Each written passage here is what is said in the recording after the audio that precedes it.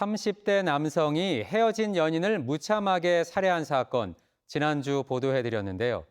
그런데 스토킹에 시달리던 여성에게 경찰이 지급했다던 이른바 여성 안심 물품은 아예 설치되지 않았던 것으로 드러났습니다.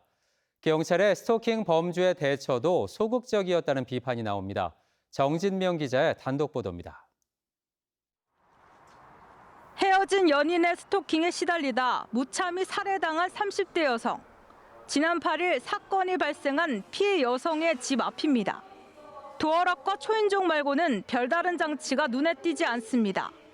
경찰이 지급했다는 이른바 여성 안심 3종 세트는 어디서도 찾아볼 수 없습니다.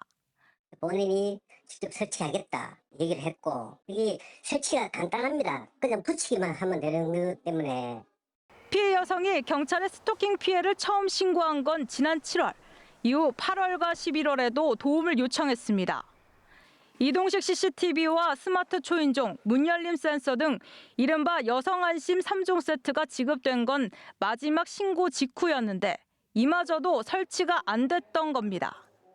스토킹 범죄가 증가하면서 경찰서마다 여성 호신 물품을 범죄 피해자 보호기금으로 마련해 지급하고 있지만 설치는 물론 민형사상 책임도 모두 여성들의 몫입니다. 중요한 건 스토커가 피해자에게 접근을 못하도록 원천 차단하는 거죠. 그런데 그 3종 세트를 보니까 일단 CCTV는 조망 범위가 굉장히 좁고, 그리고 경찰 상황실의 연결도 안 됐습니다. 그래서 이런 장비들로 스토커의 범행 의지를 막는다는 것은 사실 순진한 기대입니다.